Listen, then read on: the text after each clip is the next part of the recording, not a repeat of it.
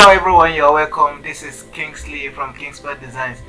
Today I'm going to be showing you a little trick on how to change or replace any color in CorelDraw X7. Like for example, this particular document I'm having here, you can see it's just a black and white document. Should in case you want to turn this probably to get something like an original document, that's to apply color to this particular document. I'm going to teach you a little trick on how to do this.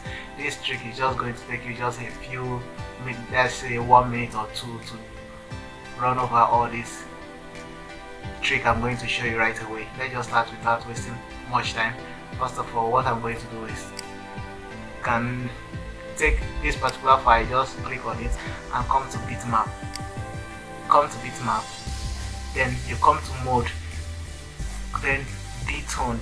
You come to D-tone, just click on it, then double click on this side. When you double click on it, it's going to open up. Then you can select any color you want to use from this particular side. You can select any color range you want to use, but for me, let me assume I want to use this color now. Then after that, click on OK.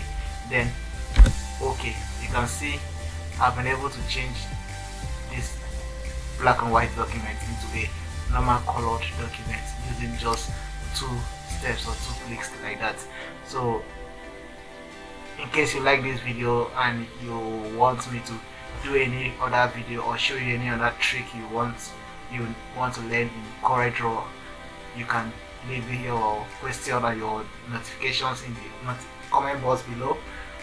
And if you like this video, ensure you give it a thumbs up, and if you've not yet subscribed to my channel, please do so by subscribing to my channel. Thanks once again.